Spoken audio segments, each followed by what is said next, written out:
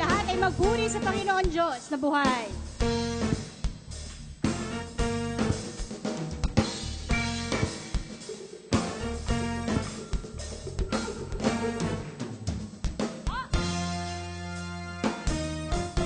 Okay, sarap talaga magpuri sa iyo, Panginoon. Di na kayang pigilin pa pagdiriwang na nadarama. Ikaw lang ang siyang dahilan, kaya ang puso ko'y puno ng sigla. Sa iyo ko ay aawit ng papurit pagsamba. Araw-araw magpupuri sa'yo. Araw-araw magpupuri. Araw-araw ako ay sasamba. Walang kabantay sa pag-ibig mo. Ikaw lang ang buhay ko. Isa pa nating awitin. Masarap talaga ang magpuri. Masarap bang magpuri sa Panginoon? Amen. Tayong lahat ay umawi. Di na kayang pigilin pa pagdiriwang na nadarama. Ikaw lamang dahilan. Ikaw lang ang siyang dahilan, kaya ang puso ko'y puno ng sigla. Sa iyo ko ay aawit ng papurit pagsamba. Araw-araw, araw-araw magpupuri. Amen. Araw-araw ako ay sasamba. Walang kabantay sa pag-ibig mo. Ikaw lang ang buhay ko. Araw-araw magpupuri. Araw-araw ako ay sasamba. Walang kabantay sa pag-ibig mo. Ikaw lang ang buhay ko. Minsan pa, sabay-sabay natin papurihin ang Panginoon. Sabihin natin, kay sarap. Oh, kay sarap talaga ang Amen. With energy. Sa iyo, Panginoon. Yung di na mapipigilan. Di na kayang pigilin pa pagdiriwang na nadarama. Ikaw lamang, O Diyos. Ikaw lang ang siyang dahilan, kaya ang puso ko'y puno ng sigla. Sa iyo ako ay aawit ng papurit pagsamba. Araw-araw magpupuri. Araw-araw ako ay sasamba. Walang pabantay sa pag-ibig mo. Ikaw lang ang buhay ko. Araw-araw, araw-araw magpupuri. Araw-araw ako ay sasamba. Walang pabantay sa pag-ibig mo. Ikaw lang ang buhay ko. Walang pabantay. Walang pabantay sa pag-ibig mo. Ikaw lang ang buhay ko. For the last time, walang pabantay. Walang pabantay sa pag-ibig. Sabihin natin, ikaw lang ang buhay ko. Amen. Hallelujah! God is good! Ay, mahina. God is good! Grabe! Bakit grabe? God is good! Amen. Palakpakan po natin ang Panginoon. Amen. Praise the Lord. Mabuti ba ang Panginoon? Amen! Amen. Pwede muna tayo makaupo. I believe maraming papapatotoo ngayon. Amen. Sino ba yung mga kabataan nagpunta nung youth encounter? Sino-sino yung mga kabataan? Taas na nga kamay. Asan yung mga youth? Ayan. Sino ang gusto magbigay ng papuri sa Panginoon sa mga nag-encounter? Sige na. Sana yung mga nag-youth encounter? Asa si John King? Ayan. Palakpakan natin ang Panginoon sa buhay ni Brother John King. Hello po. Good afternoon. Gusto ko lang pong patotoo dun sa nangyari sa youth camp.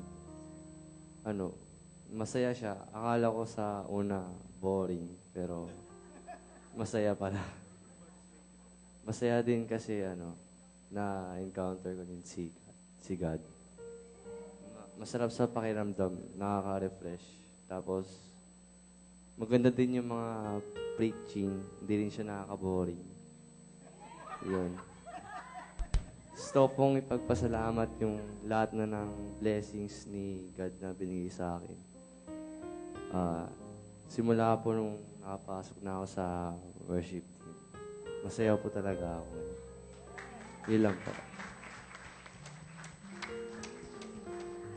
Praise the Lord. Oh, meron pa ba? Meron pa. Habang may oras pa tayo. Sino pa yung gusto magbigay ng papuri sa Panginoon? Mga kabataan. Ayan, si Laika. Laika.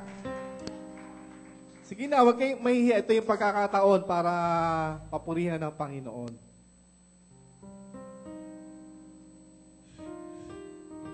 Ano po, sobra pong kinatagpo po kami ni Lord, lalo na po ako.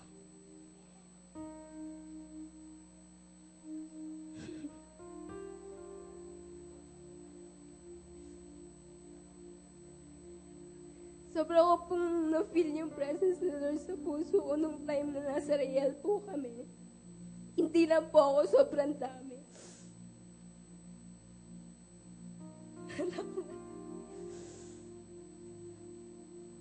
Yun po, basta yung mga hindi naka-attend nung youth service sa Real Quezon, sobra niya pong sinayang yung pagkakataon ni Lord. Kung nandun po kayo, talagang marirealize yun na love po kayo ni Lord. Lagi siya nandyan sa tabi natin. Yun lang po, kinatagpo po. Praise the Lord. Oh, meron pa sa likod? Ano, meron pa ba? Wala na. Dali na, last na lang. Sino pa? Pagbigay ng papuri sa Panginoon, patotoo. Krisya? Ikaw, Krisya? Wala na. Si Marian. Sige na. Sige na, huwag kayong mahiya. Last na lang, last na. Good afternoon po. Gusto ko lang magpasalamat kay Lord kasi kung natatandaan niyo po yung una kong patotoo dito about sa mama ko. Hindi naman po kasi talaga siya pasaway. Tapos,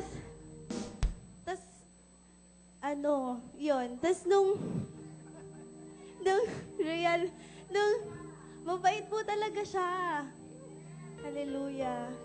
Tapos, nung sa Real Quezon, tinanong ko ni Pastora kung ano daw yung gusto kong ipag-pray. Ayun nga, pinag-pray ko si Mama at si Papa. Tapos, sabi ni Pastora, alam mo ba na mas mahal ni Lord yung Mama at Papa mo ngayon? Tapos sabi ko, opo, alam ko yun. Tapos yun, sabi niya, isurrender mo na sila kay Lord. Tapos, yun, pinag-pray namin sila. And then, parang ini-impress ni Lord sa puso ko na, yun nga, nakikita ko sa mama ko, sa papa ko na unti-unti silang nagbabago. Tapos pinag-pray ko si Papa na kahit maka-attend siya ng service. And then nagte-text kami, sabi niya, uma-attend ako every Friday ng service dito. Sabi ko, ano pong religion? Sabi niya, born again. Tapos sabi ko, Tapos yun, nagulat ako kasi totoo nga na gumagalaw si Lord sa buhay namin. Tapos, yun yung hindi naman sila laging nag-aaway eh. Hanggang ngayon, hindi rin sila nag-aaway. Tapos yun, gusto ko lang magpasalamat kay Lord kasi binigyan niya ako ng mga magulang na kahit hindi perfect, mahal na mahal ako. Yun, nararamdaman ko naman yun. Tapos nagpapasalamat talaga ako kay Lord kasi alam ko na may plano pa siya sa buhay namin na maganda at patuloy na magbabago yun para sa kabutihan. Tapos gusto ko rin pong ipagpasalamat kay Lord yung ministry ko. Kasi halos 2 years na po ako sa ministry. Tapos doon nag-start yung mga pagbabago na nangyari sa akin. And then, hindi na lang po ako nagba-backup singer, nagpe-praise lead na din po ako sa youth service. And then po, malapit na rin po ako mag-keyboard tsaka mag-gitara. So, yun yung gusto ko ipagpasalamat kay Lord. Kasi lumilevel up din po ako sa ministry. So, to God be all the glory. Praise the Lord. Sige po, meron po ba kayong dalang papuri sa Panginoon? Sino ang may dalang papuri sa Panginoon ngayong hapon? Sige po, tayo po tumayong lahat. Basahin ko lamang po sa Awit chapter 92, verse 1 hanggang verse 2. Sabi po dito, ang magpasalamat kay Yahweh ay mabuting bagay. Sabihin mo nga, mabuting bagay. Ang magpasalamat sa Diyos. Amen? Umawit na lagi, purihin ang ngalang kataas-taasan. Pag-ibig niyang wagas ay dapat ihayag. Kung bukang liwayway, pagsapit ng gabi, ang katapatan niya ay ihayag din naman. Amen? Amen ba? Meron ba dito kanina nasa umaga na umattend ng service? Meron ba dito o wala? Kukunti lang. Sabi dito, kahit umaga, kahit gabi, ipahayag ang kabutihan ng Panginoon. Amen? Amen? Handa na ba kayo magpuri sa Panginoon? Sige po, purihin natin ang Panginoon. Hallelujah. Lord, we worship you. We bless your name. We thank you, Lord, Panginoon, sa hapong ito, Panginoon. Tunay nga napakabuti mo, O Diyos. Dalangin namin, Panginoon, O God, na patuloy mo kami sasamahan sa maghapong ito, Panginoon. Salamat sa iyong mga mensahe. Salamat sa iyong mga salita, Panginoon. Lord, we will celebrate your goodness. We will celebrate your victory, O God, today. We give you praise. We give you glory in Jesus' name. Amen! Lahat tayo ay pumalakpak sa Panginoon! Woo!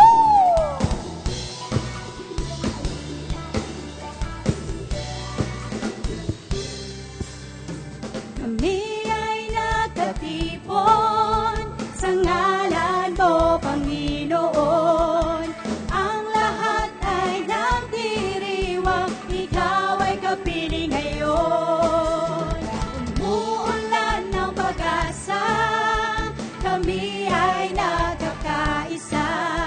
Ano man ang aming katayuan, inibig mo ng lubusan. Sabay-sabay, sabay-sabay, nagkagalak sa indak ng papuring ito.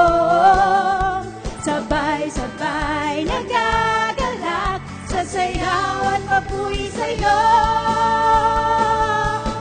Kamanghamanghang pag-ibig ng paslangit sa amin tumubos. Di karapat-dapat pagpalain, ngunit biyaya mo'y binuhos. Kamanghamanghang pag-ibig ng paslangit, kami minahal mong lubos. Aming itatanghal pangalan mo, Jesus. Salamat sa pag-ibig mo, Jesus.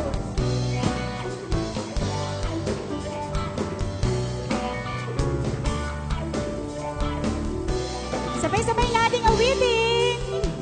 Kami ay nagkatipon sa ngalan mo, Panginoon. Ang lahat ay nagdiriwang, ikaw ay kapiling ngayon. Umulan ng pag-asa ngayon. Umulan ng pag-asa. Amen. Kami ay nagkakaisa. Ano man ang aming katayuan, inibig mo ng lubos. Sabay-sabay natin taas sa ating mga kamay. Sabay-sabay, nagagalak sa indak ng papuring ito. Sabay-sabay, nagagalak sa sayaw at papuri. Hallelujah! Kamanghamanghang pag-ibig, lampas langit sa amin tumubos. Di karapat-dapat pagpalain, ngunit biyaya mo'y binuhos. Kamanghamanghang pag-ibig, lampas langit, kami minahal mong lubos. Aming itatanghal pangalan mo, Jesus. Kamanghamanghang pag-ibig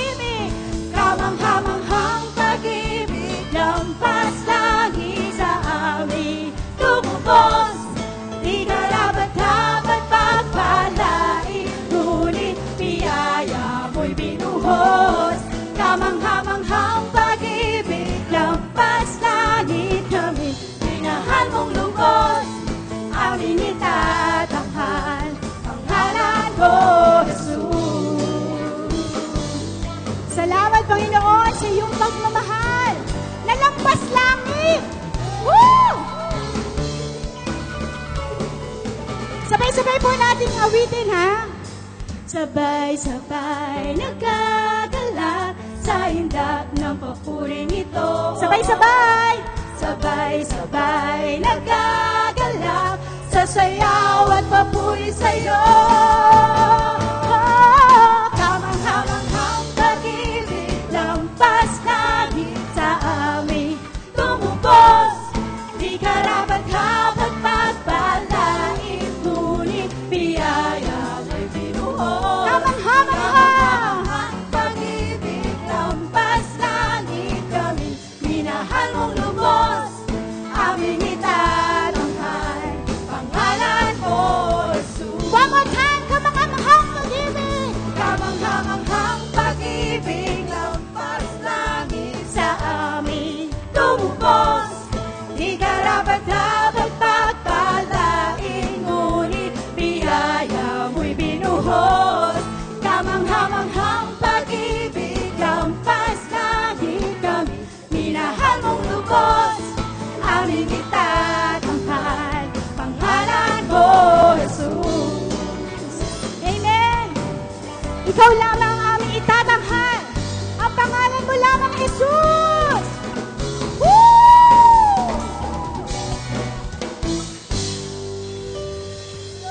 Woo-hoo!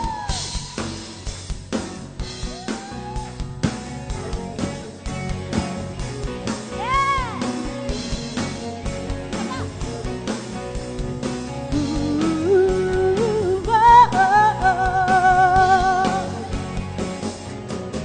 Di mangangamba sa kawalan, pagpapala mo'y laging laan. Di matatakot sa panganib, pagkat naririyan ka palagi. Di matitinag sa pagsubok, ang pagsama mo'y tiyak at lubos. Di mapipigil sa baghaw, Pagkat ikaw ay mabuti. Sabihin mo sa Panginoon. pagkat ikaw ay mabuti. Ikaw ang aking pastor, hindi magkukulang. Sapat na at higit pa. Biyaya mo'y sagana at umaapaw. Sapat na at higit pa. Sapat na sa lahat kong pangangailangan. Higit pa sa lahat kong inaasahan.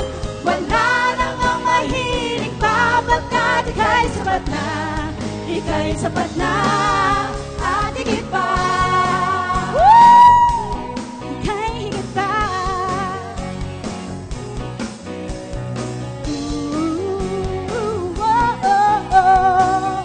Muli pa natin sabihin, di mangangamba. Di mangangamba sa kawalan, pagpapala mo'y laging daan. Di matatakot sa panganib, pagkat naririyan ka palagi. Di matitinag sa pagsubok, ang pagsama mo'y tiyak at lubos. Di mapipigil sa Pagkat ikaw ay mabuti. ikaw ay mabuti. Hallelujah. Oh, naway mabuti. Oh, Ikaw ang aking pastor, hindi magkukulang. Sapat na at higit pa.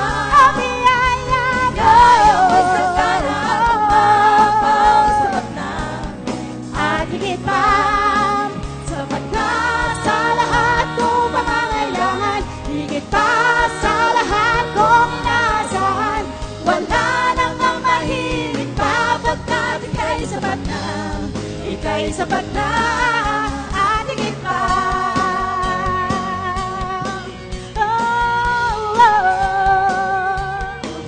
Hallelujah. Sino po dito ang naniniwala na ang Diyos ay sapat na at higit pa sa kanilang buhay? Amen. Papuri sa iyo, Jesus.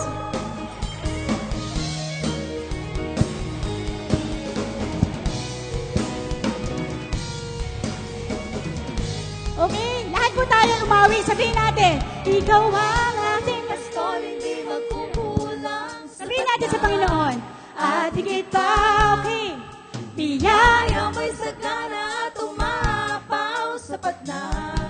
at higit pa, sapat na sa lahat kong pangangailangan, higit pa sa lahat kong inaasahan, wala nang ang mahiling pa, pagkat ika'y sapat na, ika'y sapat na. Ikaw ang aking pastor, hindi magkukulang, sapat na, at higit pa, biyaya mo, sagana at umapaw, sapat na.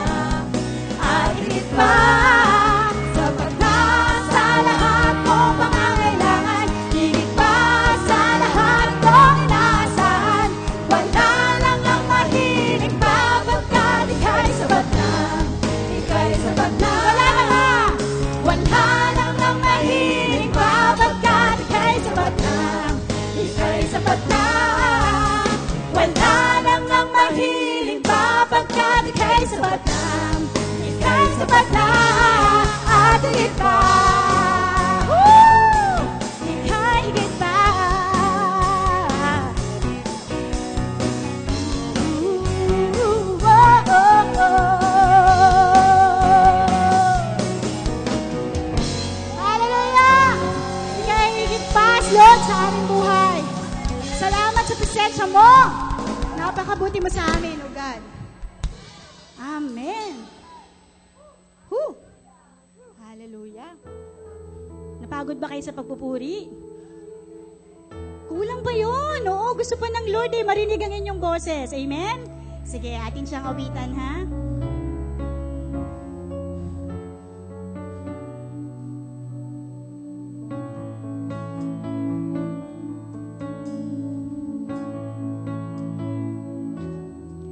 Nais kong ika'y maranasan, pagkilos mo'y aking inaasam, pagkat sa'yo ko lang natagpuan ang tunay na kagalakan. Nais kong ika'y maranasan, nais kong ika'y maranasan, hibok ng puso ko'y ikaw lamang, kaya't ngayon, bukas at kailanman, pagsamba ko'y iaalay. Taas po natin ating mga kamay. Walang hanggang kitang papurihin, walang hanggang sasambahin, buong laman ng puso kong ito ang mamalagi sa'yo. Walang hanggang kitang papurihin, walang hanggang sasambahin, buong laman ng puso kong ito ang mamalagi sa'yo.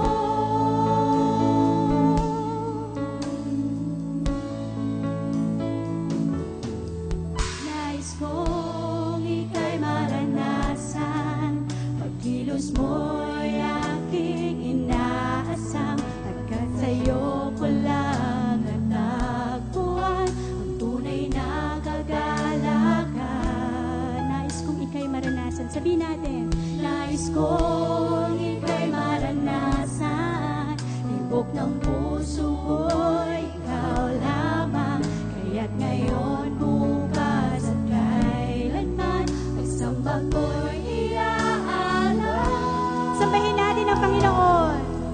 Walang hanggang kitang papurihin, walang hanggang sasambahin, buong laman ng puso kong ito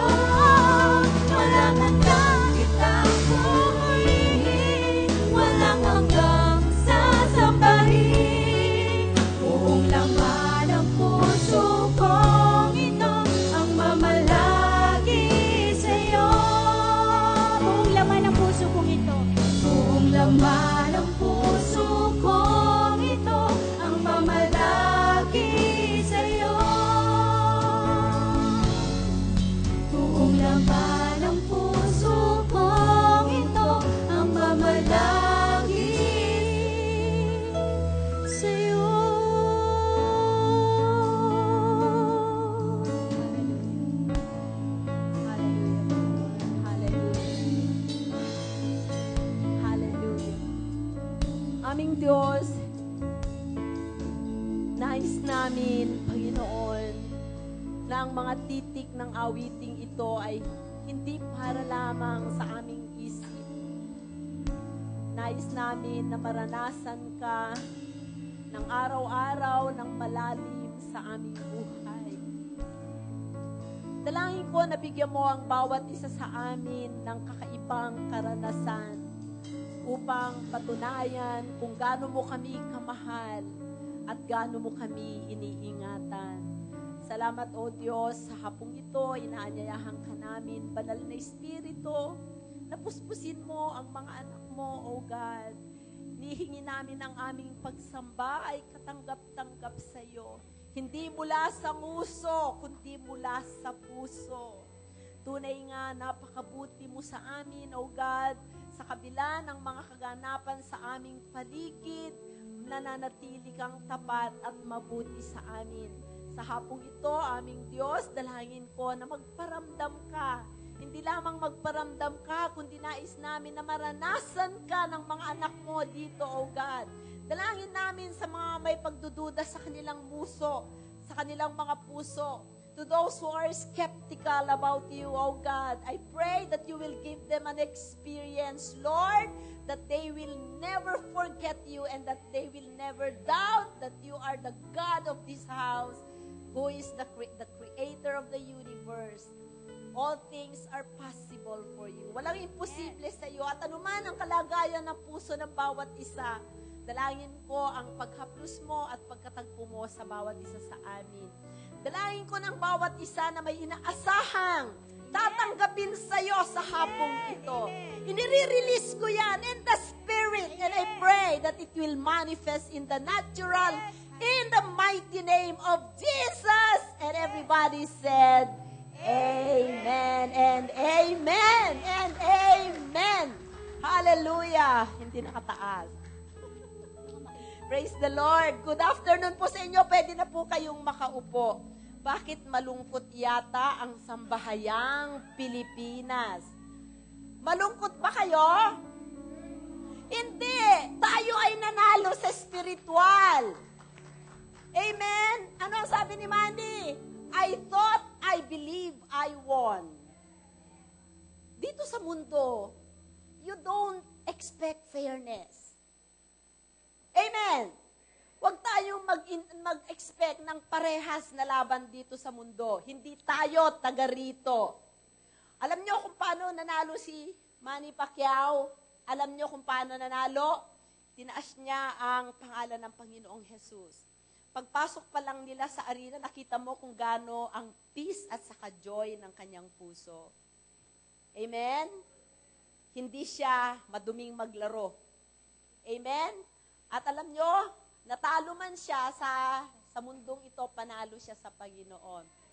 Doon po sa Real, kung saan kami nag-encounter ng mga kabataan, sana nandun kayo mga magulang, nakita nyo ang ginawa ng Panginoon sa kabataan. Amen, mga kabataan! Praise the Lord. Huwag ninyong panghinayangan at itulak nyo doon ang inyong mga anak. Hindi mababayaran. Amen! Kahit kami na mga tatanda, sobra kaming pinagpala ng Panginoon sa lugar na yon. Si Bossing ay bumili ng pay-per-view doon. Siguro, gumastos kami mahigit 6,000. Kasi walang signal doon, mahirap ang signal. Pero inimbita namin ang mga buong baryo at buong kalapit baryo. Napakalaki kaya ng Real. Sabi ni Pastor Joe sa akin, Pastora, natalo si Manny Pacquiao, di po ba? Pero, nanalo tayo sa spiritual.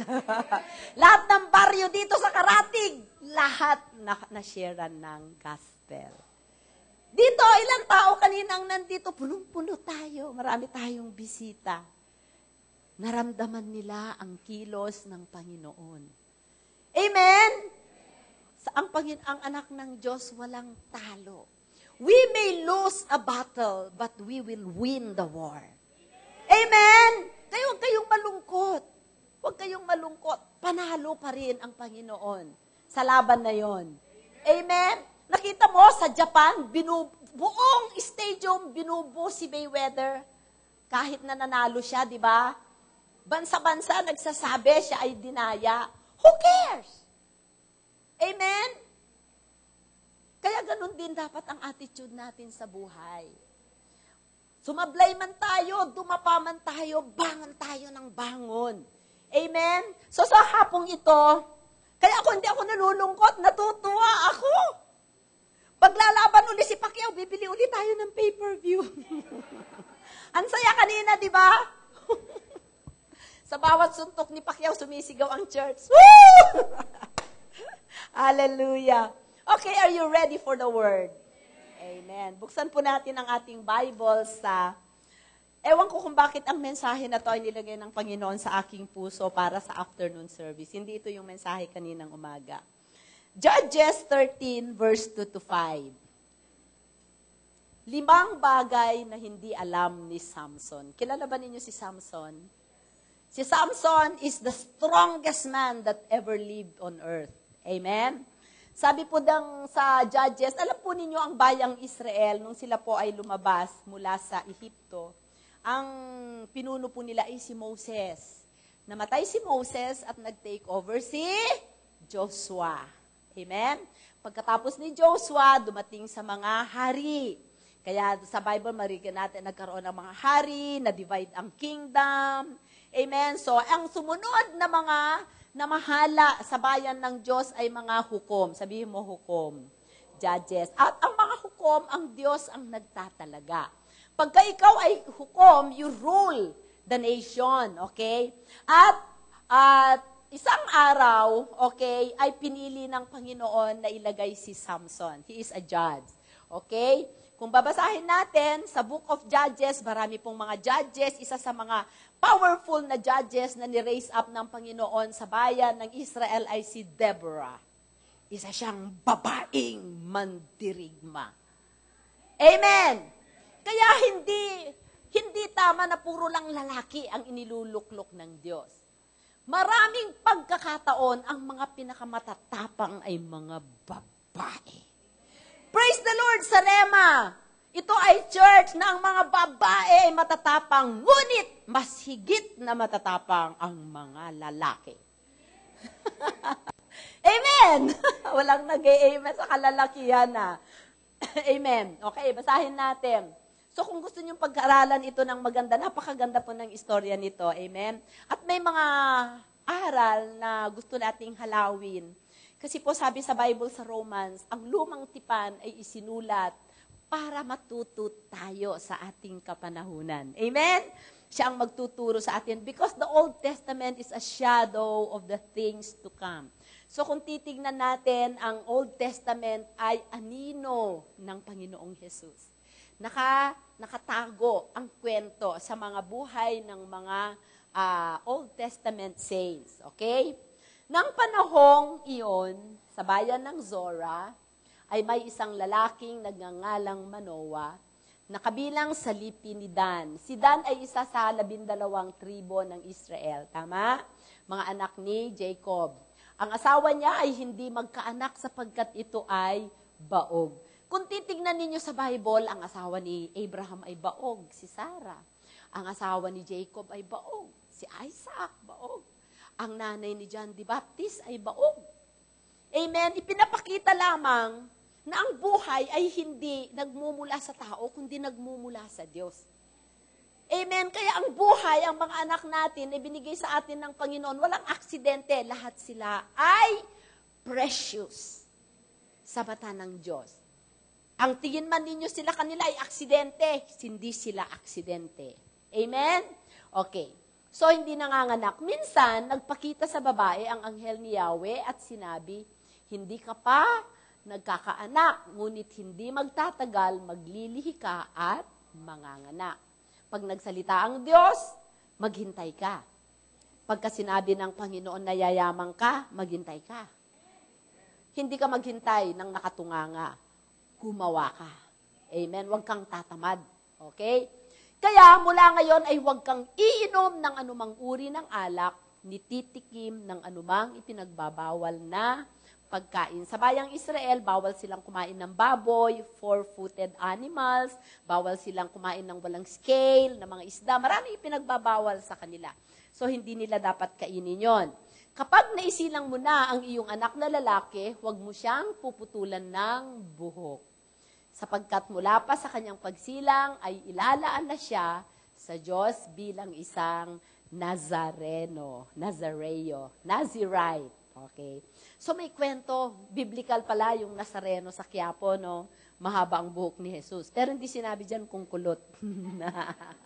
Amen?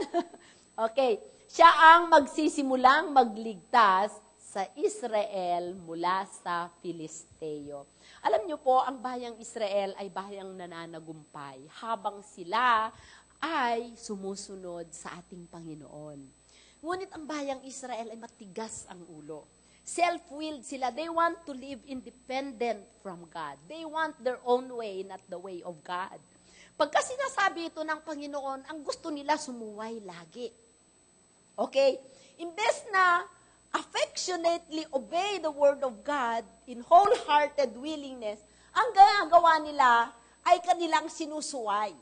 Okay? Dahil sa kanilang paulit-ulit na pagsuway, ang Panginoon ay iniwanan sila, hindi sila idinipensa. Alam niyo po, ang bayang Israel, masyado silang makapangyarihan dahil ang presence ni Lord nasa kanila. Kahit anong bayan ang kanilang kalaban na nanaig sila, kahit sila ay kakaunti. Alam niyo, makikita niyo ang bayang Israel ngayon, napakaliit na bansa. Lahat ng mga surrounding nations, all Arab nations are against the Philistines, the Arabs. They are against Israel, ngunit hindi nila maigupo itong napakaliit na bansang ito. Bakit? Kasama nila ang Diyos. Kahit sila ay nakatalikod sa Diyos, ang Panginoon ay tapat. Amen? So, dahil sa kanilang katigasan ng ulo at pagtalikod sa Diyos, inalaw ng Panginoon na mag-prevail ang mga Philistines over them. So, imbes na sila ngayon ang mag-rule at mamayani, nag-take over ngayon ang Philistines sa kanila at ang nagkaroon ng upper hand, mas makapangyarihan ay ang mga Filisteo. Ngunit dumating ang panahon na nag-raise up ang Panginoon ng isang hukom. Itong hukom na ito, sabi niya doon sa prophecy ng angel, He will begin to save Israel from the Philistines. So, ibig sabihin, mawawala ang Philistines at manunumbalik yung kanilang rulership. Amen? Okay, so, next verse. Meron pa ba? Kapag naisilang mo na ang iyong anak na lalaki, huwag mo siyang puputulan ng buhok. Okay.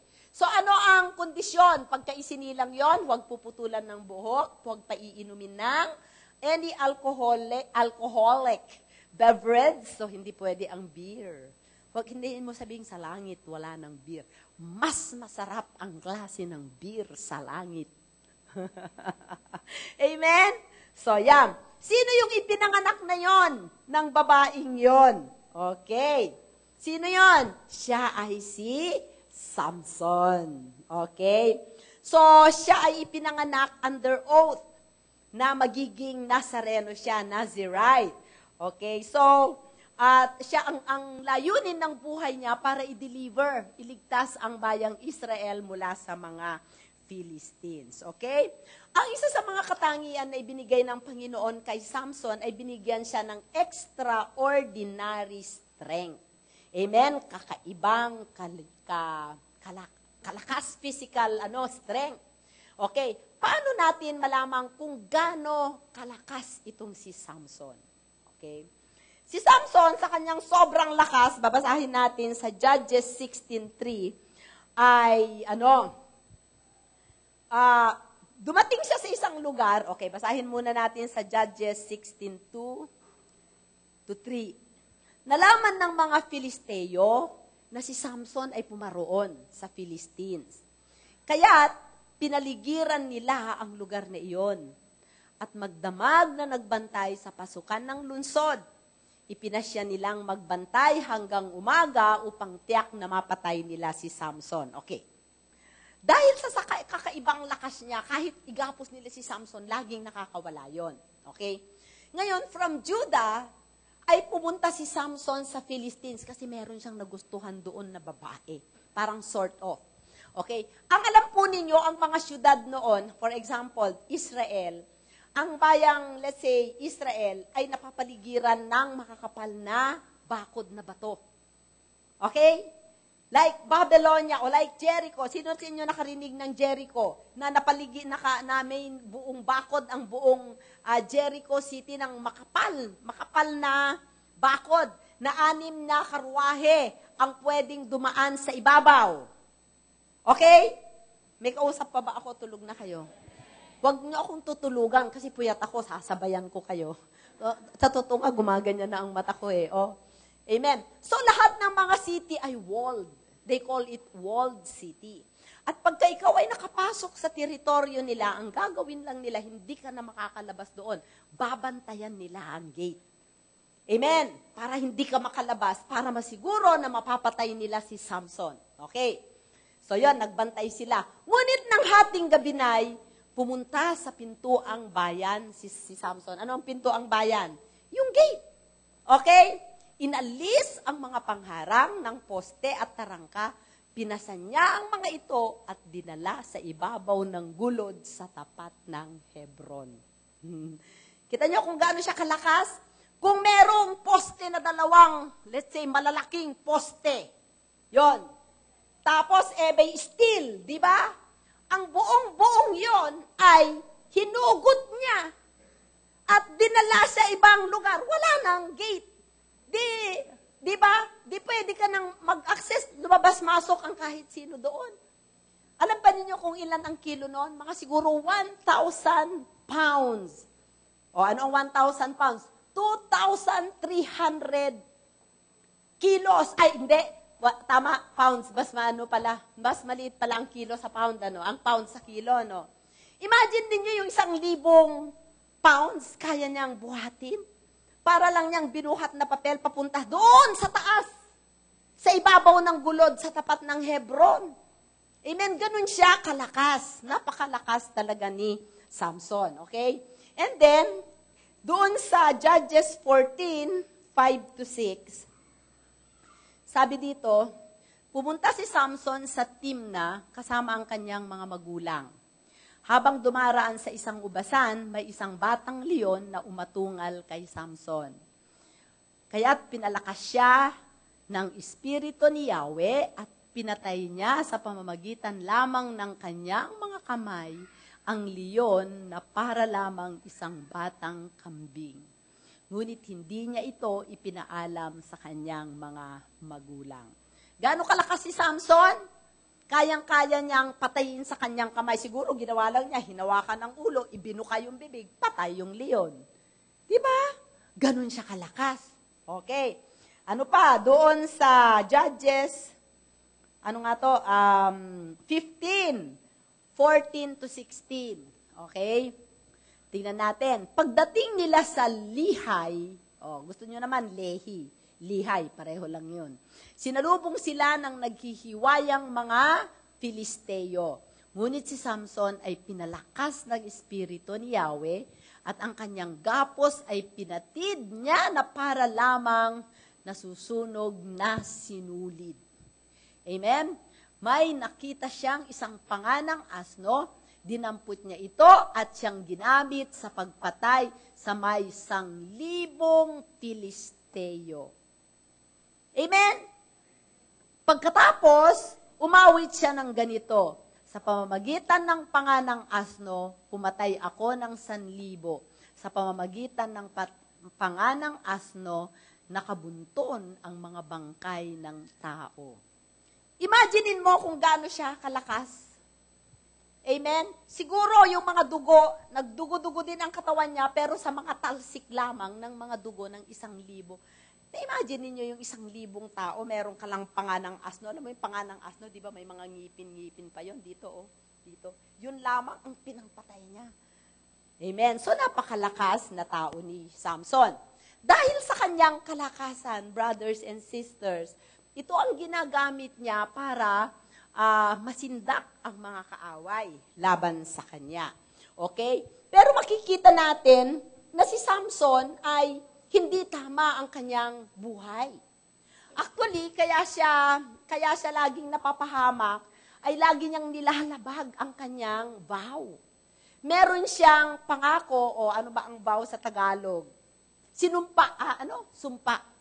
Meron siyang sinumpaan na nagmula pa nung siya ay alam nyo ba na hindi niya kailangang ibaptize sa Holy Spirit kasi sinapupunan pa lang siya ng kanyang ina, puspos na siya ng banal na Espiritu kasi may panawagan siya. Gagamitin niya yung kanyang lakas to deliver Israel from the Philistines. Okay?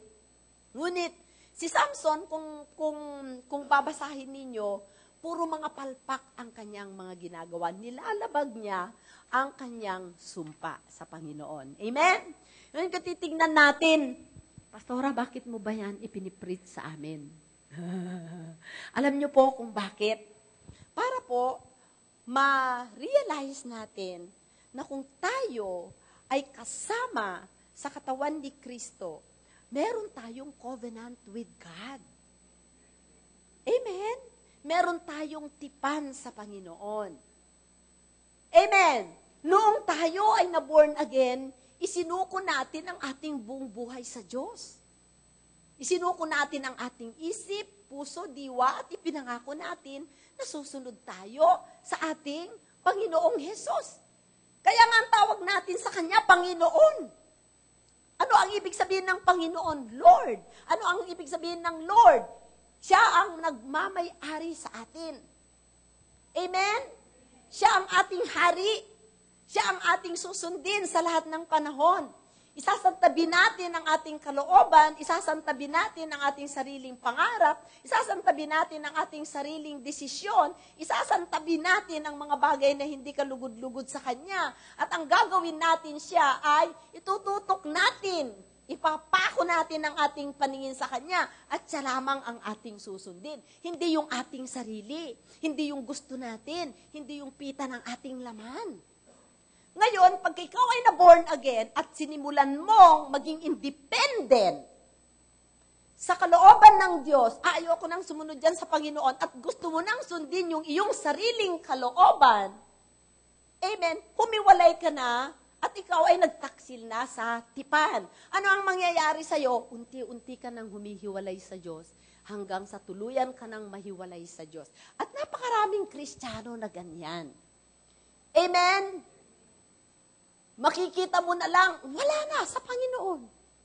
Tingnan natin kung paano nagsimula si Samson dun sa ganon na nabuhay, na pathway. Sige, tingnan natin.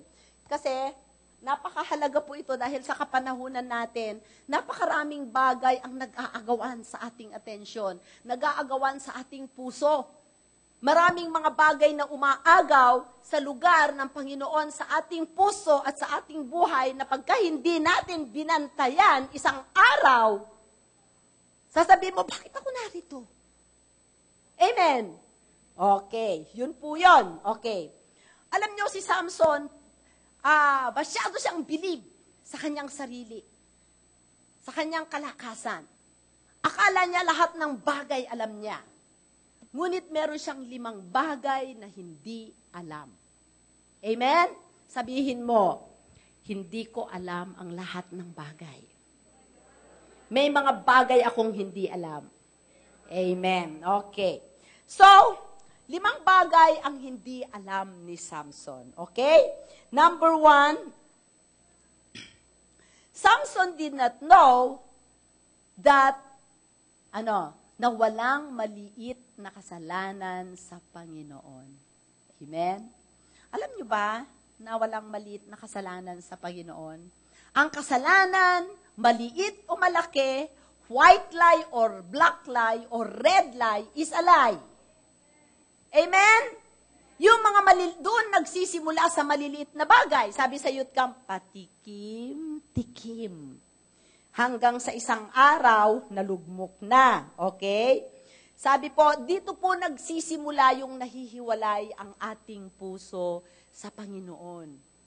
Amen? Isang araw, pagkayang patikim-tikim ka, isang araw, dito, nakaupo dyan sa harap, mamaya doon ka na sa likod, mamaya doon ka na sa pangatlo, pang-4, pang-5, mamaya nandun ka na sa labas ng pinto. Amen? Amen pa? Nangyayari muna sa puso bago nangyayari sa katawan, in the natural. Okay? Number 1, paano nagsimulang mahiwalay si Samson sa Panginoon? Judges 14:7-9. Basahin natin. Pagkatapos ay pinuntahan ni Samson ang dalaga at kinausap. Meron siyang nagustuhan na dalaga. Kanya itong kinausap. Lalo niya itong nagustuhan. Okay? Pagkalipas ng ilang araw, nagbalik siya upang pakasalan na ang babae. Pagdating niya sa pinagpatayan niya ng leon, naisipan niyang tignan ito. Di ba sinabi natin kanina may pinatay siyang leon? Okay? Meron ba akong kausap? Tulog na yata kayo eh. At nakita niyang isang malaking bahay ng pukyutan sa loob ng katawan ng napatay niyang leon. Naku, pinamahayan ng pukyutan. Di may pukyutan na yon, meron ng honey. Di ba? Sinalok niya ng kanyang mga kamay ang pulot at kinain saka nagpatuloy sa kanyang lakad. Pagbalik niya, inuwian pa niya ng pulot ang kanyang mga magulang. Kinain naman nila ito, ngunit hindi nila alam kung saan galing. Hindi sinabi na Samson na iyon ay galing sa bangkay ng napatay niyang leon. Ang isa sa mga sumpa ng Nazirite ay hindi sila pwedeng lumapit sa patay, hayop o anumang bagay. Ang matindi dito sa ginawa ni Samson, yung pinatay niyang leon, nakita niya merong pukyutan doon, may honey, kinuha pa niya yung honey at kinain niya. Hindi lamang niya yung nilapitan, kundi kinain pa niya na defiled na yung honey, di ba? At nagbigay pa siya sa kanyang mga magulang, nagkasala pa ang kanyang mga magulang dahil sa kanya. Sa akala ni Samson, hindi yon malaking bagay para sa Panginoon. Pero para sa Panginoon, kahit na po maliit na bagay na kasalanan, malaking bagay po yan sa ating Diyos. Akala ko ba, Pastora, sabi ninyo kaninang umaga, ang Panginoon ay hindi na niya ini-impute ang ating mga kasalanan. Hindi niya ini-impute ang kasalanan mo kung ang puso mo ay nakatalaga na sundin siya. Ang puso ni Samson ay nakatalaga na suwayin si Lord. Amen? Naunawaan ninyo yon? Kaya ang Panginoon nakatingin sa puso. Amen? So ano nangyari? Sa isip ni Samson, maliit na bagay yon. Hindi naman malalaman ng mga magulang ko. Ganyan, okay. So ano pa, ang isang ginawa ni Samson na hindi maganda. Gawin natin sa Judges 14:12-13. Ito, tatawa ako kanina kasi naisipan ni Samson na sila'y bigyan ng palaisipan. Ito yung mga Filisteo kasi pinipilit siya talaga. Alam nyo, every time na binabind si Samson, laging nakakawala siya eh. Okay? Naisipan ni Samson na sila'y bigyan ng palaisipan. Ang sabi niya, mayroon akong bugtong. Kapag nahulaan ninyo, bago matapos ang 7 araw na handaan, bibigyan ko kayo ng 30 piraso ng pinong lino at 30 magagarang damit. Next. Ngunit kung hindi ninyo ito mahulaan, ako naman ang bibigyan ninyo ng 30 pinong lino at 30 magagarang damit. Okay? Meron pa bang ibang verse? Wala na? Wala na. Si Samson bilang anointed ng Panginoon, may binigay sa kanya ng wisdom. Okay? Pero ang wisdom na ito, ginagamit ni Samson para sa kanyang personal na advantage, na kapakinabangan niya. Okay? Sabi niya, ngayon, ano ang violation niya doon? Brothers and sisters, gumagawa siya ng nakikipagpusta. Oh, sino sa inyo nakipagpusta kanina? Talo kayo, no? Sino? Meron kaya akong kilalang mga taga-Rema. Yung isa pumusta ng 5,000 kay Pacquiao. Hindi pa nakontento kasi ang laki ng tiwala niya kay Pacquiao. Dinagdagan pa niya ng 5,000, 10,000. Kanina, ano natalo sa kanya? 10,000. Sabi ko sa kanya, belat. Kalooban ba ng Panginoon magpusta na kayo ay magloto? Magpusta? Okay? Kaya maraming Pilipinong malungkot. Bakit? Ang lalaki ng pusta nila. Hindi sila malungkot na natalo si Pacquiao. Malungkot sila kasi nawalan sila ng pera. Amen. Pastora, kasalanan ba ang pumusta? Hindi kasalanan ang pumusta. Hindi kasalanan ang magsugal. Walang sinabi sa Bible na kasalanan magsugal. Pero yan ang panimula na ikaw ay tinitrain ng dyablo na mabuhay sa tsansa. God does not want you to live by chance. God wants you to live on a purposively. Ayaw ng Diyos na ikaw ay maging tamad. Pusta ka na lang ng pusta. Amen? Easy money, easy go. Ang gusto ng Panginoon sa pawis ng iyong noo at sa iyong mga kamay, ikaw ay yayaman. Alam nyo, ngayong mga kabataan, alam nyo ang ginagawa ng dyablo? Alam nyo, ang maliliit na kasalanan, yan ang entrance ng dyablo na sirain ang inyong buhay.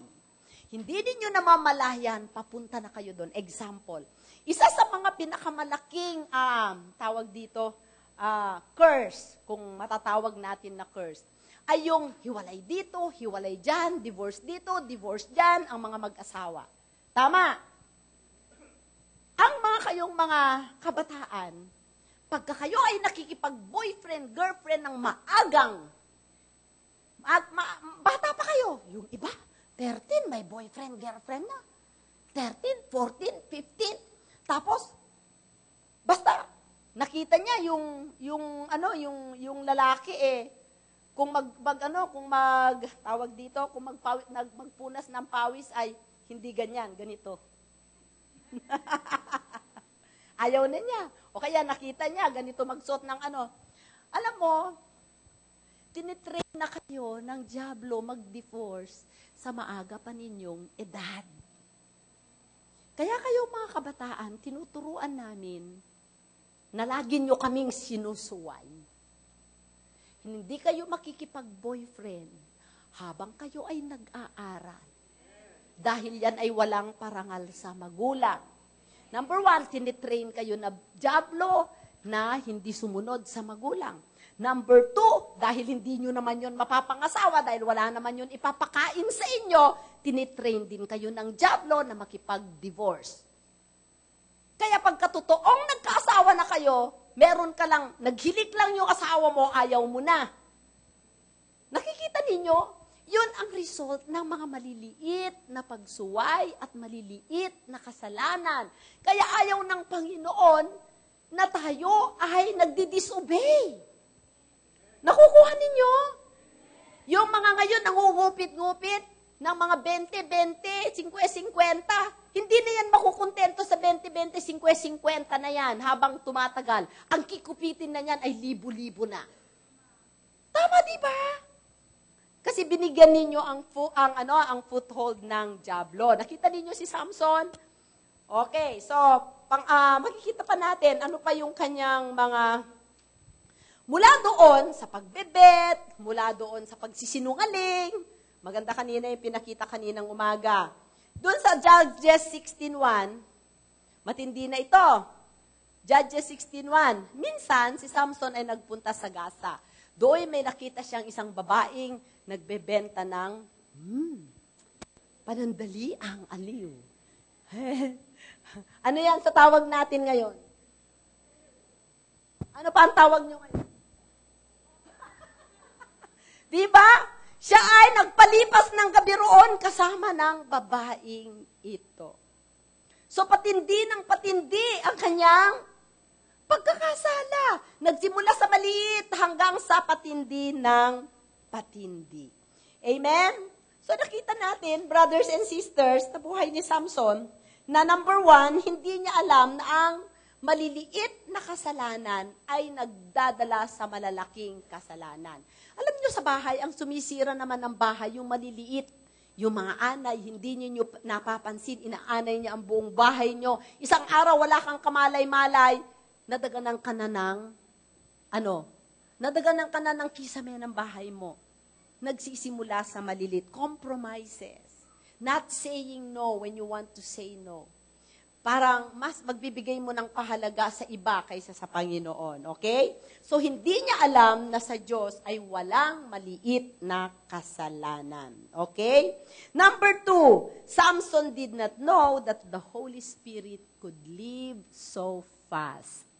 Amen. Alam nyo, nung panahon ng Old Testament, alam nyo, napakapalad natin kasi ngayon ang Holy Spirit ay indwelt sa atin. Ang Holy Spirit ay nanda sa atin na. Noon, ang Holy Spirit ay dumadating lamang sa mga propeta, sa mga hari, at saka sa mga pari. So, pag dumating ang Holy Spirit, alam natin na si Samson, dahil inilagay siya na judge, parang posisyon ng hari, mula pa nung ipinganak siya, kasama na niya ang Holy Spirit. Pero ang Holy Spirit na nasa kanya, hindi niya sinusunod. Kaya, ano ang nangyari? Tignan natin. Dahil sa palaki ng palaki ang kanyang kasalanan. Okay, Judges 16 verse 90 to 20. Okay? Alam natin na si Samson ay yung babae na kanyang pinupuntahan sa Gaza, pinakasalan niya yon. Okay? Ngayon, ito ay isang Philistines. Nung umalis si Samson, okay, at patuloy niya na tineterrorize ang mga Philistines. Itong tatay ng babae na ito, ibinigay niya yung kanyang anak sa ibang lalaki. At pagbalik ni Samson, meron ng ibang lalaki yung kanyang asawa. At dahil sa galit niya doon sa magulang, pinagpapatay niya lahat sila.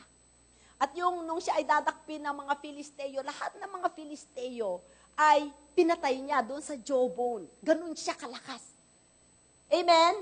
Okay.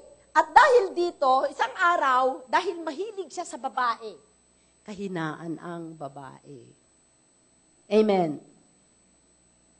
Mga lalaki, kung kayo ay mahina sa babae, huwag kayong magpapahalata. Kunyari, nakangiti lang kayo sa akin. Okay. Okay. Nakilala niya ngayon itong si Delilah. Amen? Okay. At itong si Delilah ay gustong gamitin ng mga Philistines na pahain para kay Samson, para siya ay malaman kung ano ang sikreto niya. Bakit sobra siyang malakas? Di ba? Nabasa niyo ba ang Samson? Okay, masyado siyang marakas. Kaya ang ginawa nila, ginamit nila tong babaeng ito. Then, laging tinatanong ng babae, bakit ayaw mong sabihin sa akin kung ano ang sikreto ng iyong kalakasan? Siyempre, ayaw sabihin ni Samson kasi mabibisto siya. Ngunit isang araw, okay, sabi nila, ang kahoy man daw ay basa. Pagka inilapit mo sa apoy, magkanadarang ng gusto, mag-iinit din yan. Di ba? Kaya tayong mga kabataan, huwag tayong makikipagkaibigan sa mga taong iba. Iba ang asal, iba ang paniniwala, iba ang ugali. Bakit? Ano ang sabi sa Bible? Bad company corrupts good character. Amen. Kaya kung alam mo yung kaibigan mo ay hindi magandang influensya sa'yo, iwanan mo. Amen? Okay. Si Samson naman ay pinatulog ni Delilah sa kanyang kandungan. Wow. Okay? Nang ito'y mahimbing na, tumawag siya ng isang tao at ginupit ang 7 tirintas ng buhok ni Samson. Nang mawala ang kanyang kakaibang lakas, ginising ni Delilah si Samson. Bago tayo pumunta dyan, ilang beses na tinatanong ni Delilah kung ano ang sikreto ng kanyang lakas. Ayaw sabihin ni Samson, paulit-ulit. Isang araw, sabi ni Delilah, kung totoong mahal mo ako, na ibibigay mo sa akin ang sikreto mo na pinakaingat-ingatan mo. O, di ba ganyan din ang sinabi sa inyong lalaki? Kung totoong mahal mo ako, ibigay mo sa akin yung mahalaga sa iyo. O, di ba? O, itong si Samson, nalal siya. Pinatulog siya ni Delilah sa kandungan niya. Siguro nag-enjoy si Samson, okay? Nang mawala ang kanyang kakaibang lakas, ginising ni Delilah si Samson, okay? Next. At kanyang sinabi, Samson, may dumarating na mga Filisteo. Nagtangkang bumangon si Samson sa pagkatakala niya'y makakawala siyang tulad ng dati. Hindi pa niya namamalayang iniwan na siya ni Yahweh. Amen? Meron pa bang sumunod? Wala. Kasi dati, pagka tinatalian siya ni Delilah, Pag dumating yung mga Filisteo, parang sinulid lang na ginaganyan niya, nawawala. Kasi ang kapangyarihan niya ay nanggagaling kay Yahweh. Ngayon, nung sinabi niya sa babae na ang sikreto ng kanyang lakas ay yung kanyang mahabang buhok. Amen? Bakit yung ba talagang mahabang buhok ang sikreto ng kalakasan ni Samson? Ha? Yung ba talaga? Hindi. Yung mahabang buhok, ito ay tawag dito, symbol ng kanyang covenant sa Panginoon. Amen? Actually, kahit naman gupitin ang buhok niya, kung tapat siya na lumalakad na kasama ni Yahweh, kahit gupitan pa ng mga Pilisteo ang kanyang buhok, wala doon yung kanyang lakas. Amen? Simbolo lang yon ng pagiging Nazarite niya. Ngunit dahil hindi siya tapat sa kanyang sinumpaan, kaya nung maputol ang buhok, yun ang symbol. Katulad ng tayo ay magko-communion mamaya. Ibig bang sabihin, nandun ba yung covenant? Nandun ba sa tinapay na yon? Hindi. Those are just symbols. But if our hearts are set, and we believe, amen, in the finished work of Christ, may kapangyarihan yon. Ganon din si Samson, kung pinahalagahan niya at pinanampalatayanan ang sacredness ng covenant niya kay God, kahit ano pang gawin ng mga Pilisteo sa buhok niya, hindi mawawala ang kanyang lakas. Amen? Okay. Ano nangyari? Okay? So, iniwanan siya ni Yahweh. Wala na yung kanyang lakas. So hindi niya alam na walang maliit na kasalanan sa Diyos. Kailangan din natin, brothers and sisters, ma-realize na walang maliit na kasalanan sa Diyos. Number 2, hindi niya alam na kaagad-agad aalis ang Holy Spirit. Alam nyo, hindi tayo iniiwanan ng Holy Spirit ngayon. But, we can grieve the Holy Spirit. If we grieve kung ang Holy Spirit ay hindi nalulugod sa atin, hindi siya nakakakilos, hindi nagwo-work yung ating faith, hindi siya nakakakilos ng malaya sa ating buhay. Amen? Okay, so ano nangyari? Tingnan natin. Pangatlong hindi alam ni Samson. Judges 16 verse 21. Sige. Hindi alam ni Samson na ang kasalanan ay kakilakilabot na tagapamahala. Okay? So anong nangyari? Binihag siya ng mga Filisteo at dinukit ang kanyang mga mata.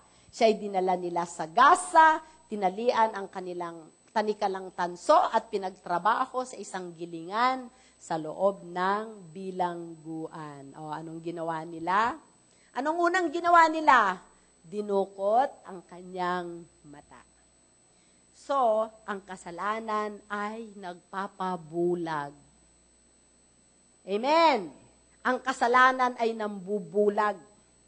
For example, ikaw ay ama ng tahanan. Na-inlove ka sa ibang babae. Abay, nabulagan ka na, oy. Di ba? Biglang pumangit ang asawa mo at biglang bumaho. Biglang yung ibang babae ang bumango at biglang yung ibang babae ang gumanda. Bulag! Hindi mo na ngayon nakikita ang mga bagay sa Espiritu. Ikaw ngayon ay nabubuhay sa kadiliman. Amen? Sin blinds. Hoy. Amen. So, nung siya ay binulag, tinalian siya ng tanikalang bakal, siya ang parang kabayo na nagigiling doon sa templo. Halimbawa, kung may gilingan dyan ng wheat, instead na ang humihila ng panggiling ay kabayo o asno, siya ang humihila.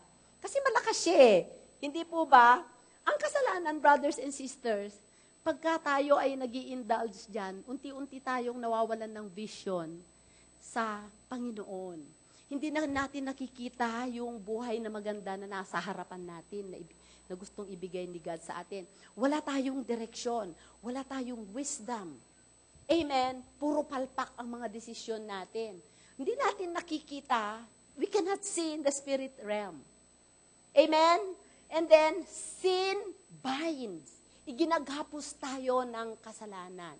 Paano kung ikaw ay nagkasala? Dahil nagsisimula lang yan doon sa pabiro-biro. Hanggang doon, halimbawa, sa mga nambababae, pabiro-biro, pa-date-date ka to. Kunyari daw, may problema ang lalaki, pakape-kape. Nagkikita dito sa ganitong lugar, mamaya hindi na kape-kape, beer na. Mamaya red horse na, matapang na yun. Mamaya pundador na yun, nakalimot na. Diba? So, mamaya nagising kang konti. Iba na, diba? Parang nakakulong ka na doon. Tapos naanakan mo pa, ay, naku, wala na. Nakabilanggo ka na doon. Gusto mo man baguhin ngayon, wala ka nang magagawa. So, sin blinds, sin binds, and sin grinds. He is a taskmaster. Susundin mo yung gusto niya, kahit ayaw mo na. Napasubo ka na eh. Amen. Tingnan mo si Haring David. Una muna, patingin-tingin siya kay Bathsheba. Ang problema dito kay Haring David, panahon ng war. Hindi siya pumunta sa gera. Nagpaiwan siya doon sa bahay. O, mga sundalo lang niya ang pinapunta niya. Magpapahinga ako. Eh, siya ay warrior. God called him to be a warrior. So, naiwan siya doon sa bahay. Eh, alam, ang mga babae naman doon, ang kanilang paliguan ay yung, ang bahay kasi sa Jerusalem ay bato. Diba? At ang taas, nandun ang paliguan ng mga tao. Wala naman yung bintana. Basta open yun. Eh, syempre, itong si Bathsheba, pagka ganun na nagpahayo si Haring David ng mga sundalo papunta sa digmaan, ang akala ng mga kababaihan, lahat ng mga kalalakihan, wala. So, itong si Bathsheba, liligo-ligo siya nang nakabold doon sa taas ng bahay niya. Hindi niya alam na iwan pala si Haring David doon sa palasyo at siya ay pinapanood. Oh, saan nagsimula yon? Sa patingin-tingin. Wow, gandang babae nun ah. Eh siguro, may na-stimulate kay Haring David. Sabi niya doon sa kanyang sa isang kasama sa bahay, tawagin mo yung babaeng yun. Tinawag, syempre, hari. Makakahindi ba si Bathsheba sa hari? Maliban lang sa hari si Bathsheba, eh, ang gwapo pa si Haring David. Di ba? Ano ang nangyari? Nabuntis si Bathsheba. Ngayon, gusto kayong itago ni Haring David yung kanyang ginawa. Dahil si Bathsheba ay may asawa, si Uriah. At si Uriah ay napagkakatiwalaan niyang sundalo. Ipinatawag niya si Uriah doon sa digmaan at sinabi niya, umuwi ka muna, Uriah, at ikaw ay at magpahinga ka muna sa iyong. Kasi gusto niyang pagtakpan niyang ginawa niya kay Bathsheba. Ito namang faithful na sundalo na ito, ay imbes na umuwi sa bahay nila, ay natulog doon sa hagdanan ng hari, ng bahay ni Haring David. Paggising ni Haring David, nakita niya doon nakatulog si Uriah. Sabi niya, bakit hindi siya pumunta doon sa asawa niya para tabihan ang asawa niya? Ano bang sabi ni Uriah? Paano ko maaatim na sipingan ng asawa ko mag-enjoy ako sa bahay ko, samantalang ang mga kasama ko ay nakikipagdigma at alam mo yun, sinusuong ang buhay. He is a very honorable man. Di ba? Oh. Eh di wala ngayong scapegoat si Haring David. Ano ang ginawa niya? Pinatawag niya yung kanyang kanang kamay. Oh, hindi ko alam kung sino yung si Joab yata, yung kanyang Joab, yung general ng kanyang army. Sabi niya, sige, ibalik mo tong si Uriah sa battlefield at pagka mainit ang labanan, ilagay mo siya sa unahan. Ano ang intention ni Haring David? Para mapatay si Uriah. Amen? At ano ang nangyari kay Uriah? Namatay. At nung namatay si Uriah, kinuha na niya si Bathsheba na mapapangasawa. Sama. Para maging legal yung kanyang ginawa. Naging kanugod-lugod ba yun sa Diyos? Hindi. Ano ang nangyari doon sa bata? Namatay. Kahit ipinag-fast ni Haring Haring David, na yung bata na yon ay mabuhay, namatay. Amen. Ang kasalanan may kabayaran. Ngunit ang Panginoon, dahil nagsisi si Haring David, alam nyo, si Haring David is not a perfect man, but his heart is set upon the Lord. Nung na-realize niya na nagkasala siya sa Panginoon, anong ginawa niya? Nag-repent. Amen? Nag-repent siya. At alam mo ang nangyari? Nagbuntis ulit si Bathsheba at ang ipinagbuntis niya ay si Solomon, the next king after David. Amen. Ang kasalanan, binubulag ka. Ang kasalanan, binibihag ka hanggang hindi ka makariyaw. Ang kasalanan ay nagiging pabigat sa buhay mo. Kahit na magsisi ka pa, brother, halimbawa, ikaw ay nangaliwa, nag-anak ka sa iba. Magsisi ka man, praise the Lord sa blessing at grace ng Panginoon, makakapanumbalik ka sa Kanya. Ngunit yung bata na yan na ipinanganak ng iba at anak mo, kailangan mong palakihin, sustentuhan, at magiging pabigat siya sa'yo habang buhay. Yun ang consequence. Alam niyo kung bakit ko sinasabi ito, marami sa ating Kristiyano, na kahit sinasabi nating Kristiyano, nagbubulag-bulagan tayo. Sasabihin natin, mabait si God. Biyaya, nasa dispensation na tayo ng grace. God is a holy God, remember. He will not compromise His holiness. Amen? So, makita natin ano ang nangyari kay Solomon. Ay, Solomon. Kay Samson, iniwanan siya ng Holy Spirit. Na-realize niya ngayon that sin is a horrible, terrible taskmaster. Pang-apat, na hindi alam ni Samson. Samson did not know that he could, that he could get right with God so fast. Hindi alam ni Samson na maaari siyang manumbalik kaagad-agad sa Panginoon the moment na nagkasala siya. Amen? Sabi dito sa Judges 16:28-29, siguro nahihirapan na si Samson sa ginagawa niya doon at nanalangin si Samson. May kinakausap ba ako ngayon? Na nasa ganyang kalagayan kahit maliit na kasalanan. Amen? Lagi kayo mga kabataan, alam ng mga magulang ninyo, nag-aaral kayo, yung pala, nag-o-overtime kayo sa Dota. Alam ng mga magulang ninyo, straight kayo sa pag-aaral, yung pala, nakikipag-date kayo. Amen? Sabi niya, Panginoon, na-realize ni Samson, nung hirap na siya, sana hindi tayo umabot sa ganyan. Panginoon, Yahweh, mahabag kayo sa akin. Isinasamo kong minsan pa ninyo akong palakasin upang sa pagkakataong ito'y makaganti ako sa mga Filisteo sa pagkadukot nila sa aking mata. Next, wala na? Wala na po. So, makita natin ano ang nangyari pagkatapos niyang manalangin. Alam niyo, hindi siya nag-fasting overnight o nag-fasting ng 40 days o nag-21 days fasting para tugunin ng Diyos ang kanyang panalangin.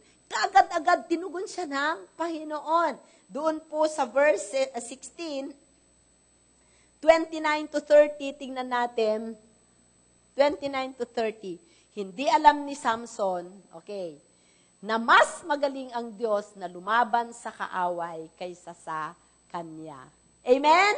Okay. Itinukod niya ang kanyang mga kamay sa dalawang haligi sa gitna ng gusali. At malakas na sinabi, mamamatay ako, ngunit sama-sama tayong mamamatay. Ibinuhos niya ang kanyang lakas at itunulak ang mga haligi. Gumuho ito at nabagsakan ang mga pinuno at lahat ng Filisteyong naroroon. Kaya ang napatay ni Samson sa oras ng kanyang kamatayan ay mas marami pa kaysa noong siya ay nabubuhay. Amen? Alam niyo ang ginawa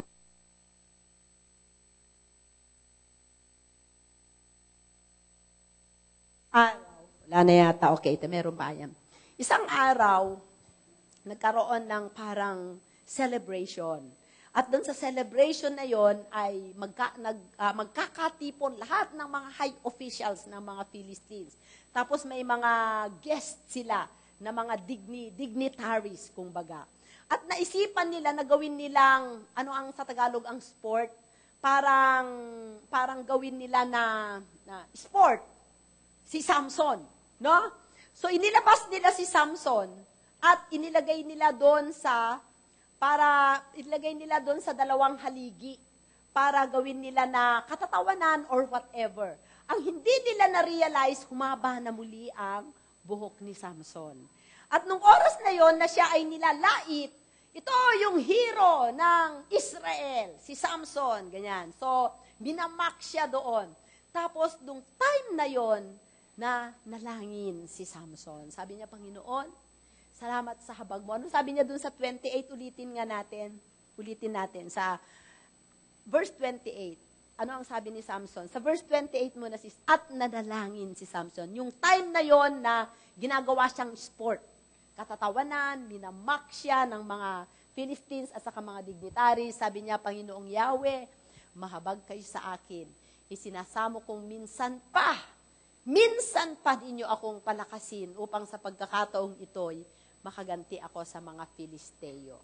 At biglang dumating ang kapangyarihang muli ng Holy Spirit na nagbigay sa kanya ng lakas at niliglig niya. Imagine mo yung lakas niya, no? Naliglig niya yung dalawang poste. At yung poste na yon ay tumumba lahat ng mga taong nasa ibabaw, nasa ibaba. Patay lahat. Amen. Amen. At yon ay mga Gentiles, mga Filisteo. Brothers and sisters, makikita natin ang gusto kong ilarawan natin sa ating buhay ay na-realize ni Samson na kahit ikaw ay may espesyal na panawagan sa Panginoon. Alam niyo ba na si John the Baptist is a Nazarite? Kaya mahaba ang kanyang buhok. Ang kinakain lang niya ay honey doon sa wilderness. Pero si John the Baptist, compared kay Samson, si John the Baptist ay sobrang tapat sa kanyang pangako. Si Samson ay minaliit niya ang kanyang panawagan. Kayo ba ay tinawag? Are you the called of the Lord? Amen. Kung kayo ay tinawag ng Panginoon, meron kayong purpose. Si Samson, ang purpose niya is to begin to deliver Israel. Ikaw, ano ang purpose mo bilang tinawag ng Panginoon? Gusto kitang tanungin. Ano ang purpose ng buhay niyo? Hindi tayong lahat ay tinawag na pastor. Hindi tayong lahat ay tinawag na propeta, ebanghilista. Hindi tayo lahat ay tinawag na worship team. Hindi tayo lahat ay tinawag na usher. Hindi tayo lahat ay tinawag na marshal. Saan ka tinawag? Alam niyo kung anong panawagan niyo? Alam niyo ba? Sasabihin ko sa inyo ang panawagan nating lahat na ayokong kakalimutan ninyo ito. Amen? Ang panawagan natin ay maging kawangis ni Kristo. Hindi ka man worship team, hindi ka man pastora, hindi ka man propeta. Ang panawagan, kaya ang tawag sa iyo ng Panginoon ay Iglesia, the called out ones. You were called from darkness into light so that the Lord can transform you to become like Him. To be conformed in the image of Christ. Alam ba ninyo na ang isang pastor na ang buhay ay hindi patuloy na nakukonform sa wangis ni Kristo ay disaster? Alam ba ninyo na ang isang negosyante na kahit nagtatagumpay sa negosyo, kung hindi siya nakukonform sa wangis ni Kristo, ang kanyang prosperity, magiging calamity kasi wala siyang integrity. Ang panawagan nating lahat ay maging kawangis ni Kristo. Amen. At kung ikaw ay kawangis ni Kristo, gusto kang itrain ni Kristo na lumakad ng may kabanalan. Hindi yung nag-entertain ka ng kasalanang maliit. Maliit lang naman yan eh. Paano ka mag-aabante doon sa purpose mo na maging kawangis ni Kristo na hindi ka nag-a-advance? Amen? Kaya napakaraming iglesia, napakaraming Kristiyano, powerless ang buhay. Napakaraming Kristiyano, hindi gumiginhawa. God is more interested in your being conformed to His image than in your comfort. When you are conformed in the image of Christ, you will prosper without even laboring for it. Amen? Anong nangyari kay Samson? Immediately, he is full of the Holy Spirit. He had a calling. Pero ang in-entertain niya, ang pinagbigyan niya ay yung pita ng kanyang laman. Instead, nasundin ang kanyang panawagan.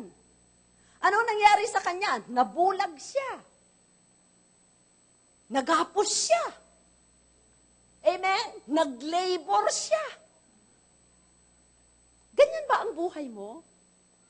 Are you blind? Ikaw ba ay bulag? Alam mo, kung tayo ay lumalakad, we are all on a journey.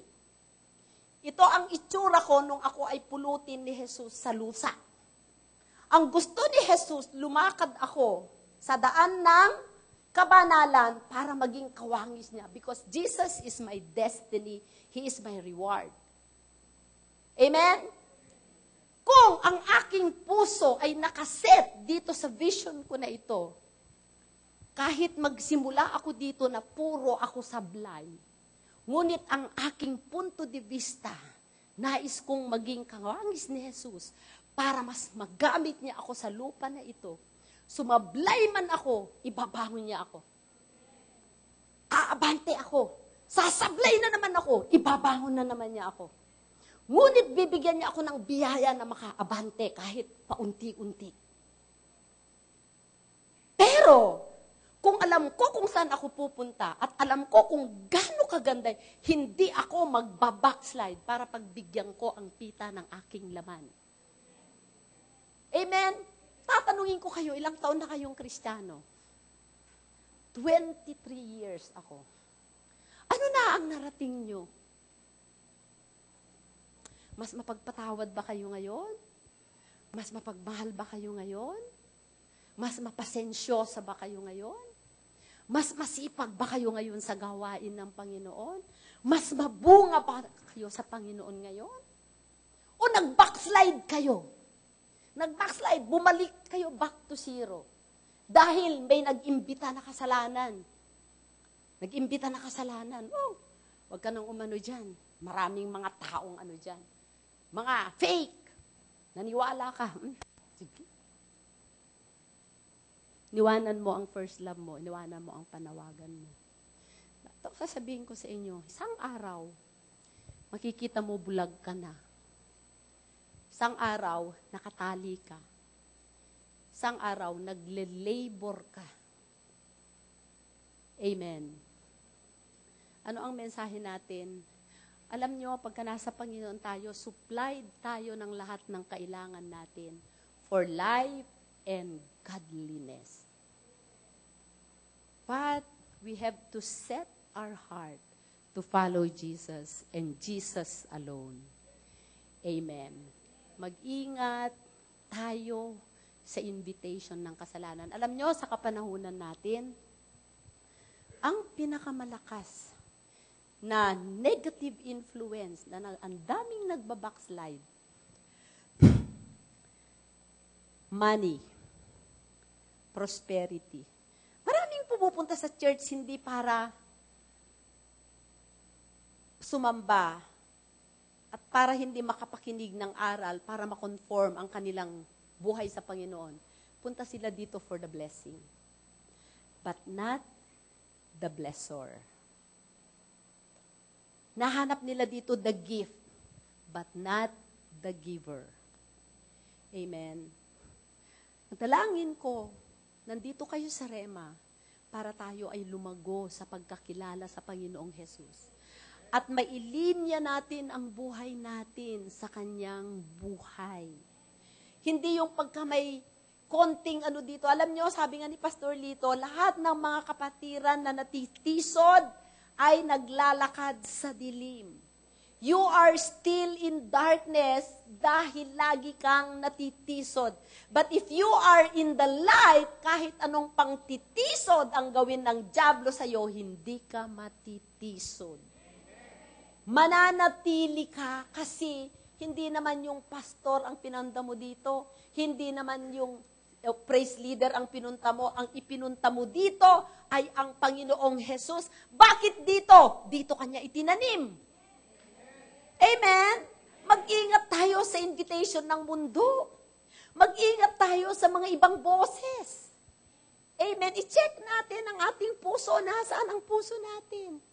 Amen po ba? Huwag tayong katulad ni Samson. Maliit na kasalanan. Lumaki ng lumaki hanggang isang araw nakita niya wala na siyang magawa. Praise the Lord sa biyaya ng Panginoon bago siya namatay. Naka-rest back siya. Huwag nating hintahin na tayo ay mabulag. Amen? Huwag tayong ma-bind. Ayan, di ba? At huwag tayong mag-labor. Alam nyo, napakasarap ang nasa Panginoon. Amen. Ang isang Kristiyano, nakawangis ang Panginoong Jesus. Grabing kapangyarihan ang buhay. At yun ang buhay na nais ko sa bawat isa sa atin sa Rema. Amen, tayo po ay tumayo. May natutunan kayo? Huwag tayong maging katulad ni Samson. Amen? Ang kasalanan, maliit kasalanan. At kung tayo man sa ating kahinaan ay nakakagawa noon, agad-agad tayong lumapit sa Panginoon. Amen? Siya ay tapat na magpapatawad sa atin at ipapanumbalik niya lahat ng mga bagay na dapat ay para sa atin. Tayo po ay magkukommunion ngayong hapong ito at magpasalamat tayo sa Panginoon. Hindi tayo ipinanganak nung panahon ni Samson, na wala pa ang Holy Spirit sa atin, na wala pa si Jesus. Ngayon ay alalahanin natin ang ginawa ng Panginoong Jesus. Basahin po ninyo yun, Judges 13 hanggang doon sa 16. Makikita ninyo yung progression ng deterioration ni Samson. Pero makikita ninyo kung paano ang malaking kamay at biyaya ng Panginoon muli siyang inangat. Amen? So, inaanyayahan ko ang ating mga communion, mga ushers. Sa atin pong pagkukommunion ngayong hapong ito, nais ko na alalahanin natin ang tinapos na gawain ng Panginoong Jesus sa krus ng Kalbaryo. Amen? Sa krus ng Kalbaryo, maloy doon ang mayamang biyaya ng ating Diyos. Amen?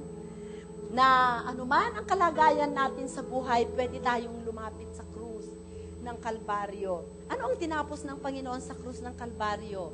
Kinuha niya lahat ang ating unang-una, kinuha ni Jesus ang ating kalikasang makasalanan.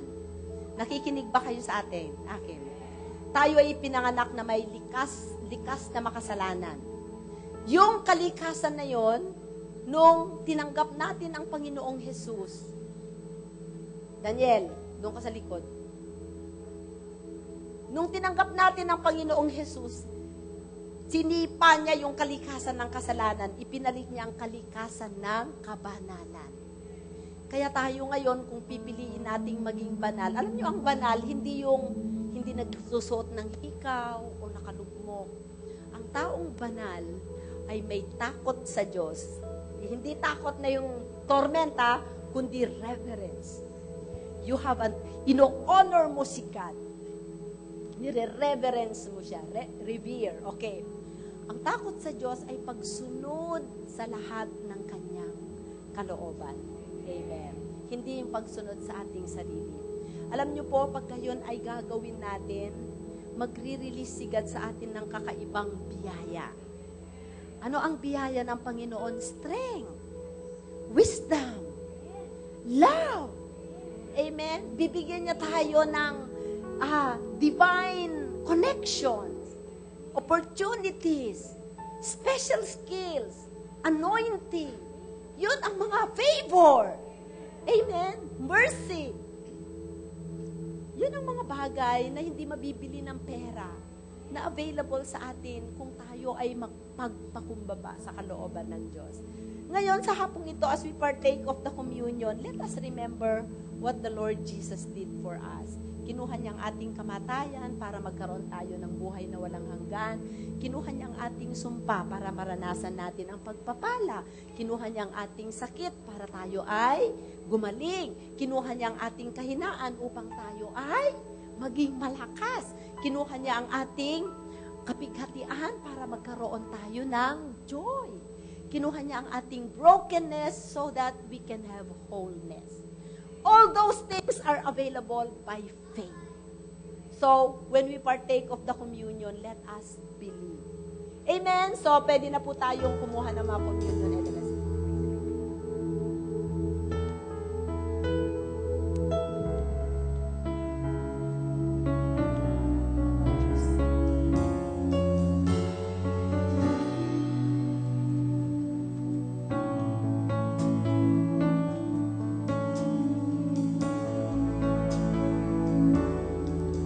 Nais kong ika'y maranasan, pag-ihos mo'y aking inaasam, pagkat sa'yo ko lang natagpuan ang tunay na kagalakan.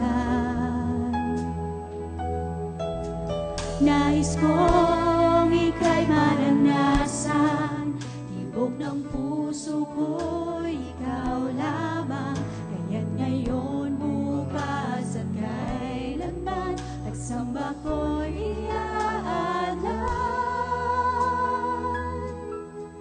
Walang hanggang kitang papurihin, walang hanggang sasambahin, buong laman ng puso kong ito ang mamalagi sa'yo.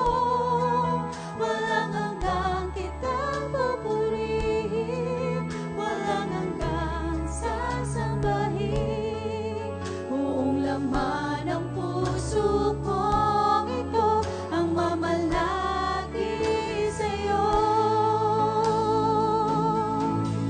Walang hanggang kitang papurihin, walang hanggang sasambahin, buong laman ng puso kong ito ang mamalagi sa'yo.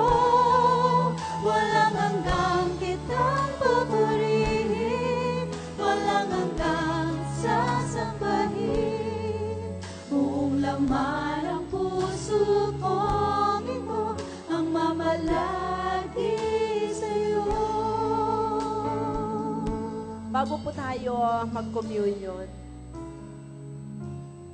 nais ko na ang communion natin ngayon, ituon natin sa isang bagay. Marami sa atin dito nag-i-struggle tayo na iwanan. Not necessarily kasalanan.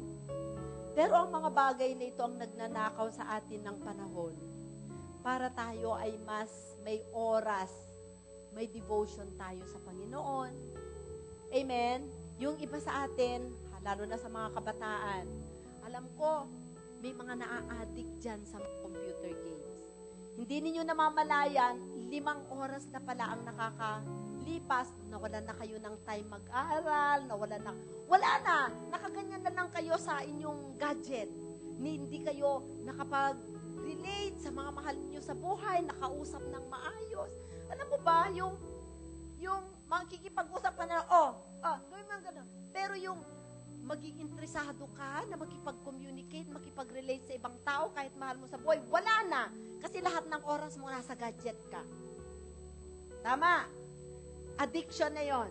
Okay. Yung iba sa inyo, ang struggle ninyo ay sa pananalangin. Hindi kayo nakakatagal manalangin. 1 minute lang kayo manalangin, parang 8 oras na. Yung iba ang struggle natin, bakit pagka nagbabasa ako ng salita ng Diyos, parang wala akong maunawaan? Yung blanco. Tama po ba ako? Tama ako, sapagkat ito ay naririnig ko sa Holy Spirit. Yung iba sa atin, ang struggle natin to be faithful doon sa ating panawagan. Bawa, pag-attend lang ng church. Yung iba hindi makakumpleto ng 4 na linggo. Laging may nagnanakaw sa oras nila.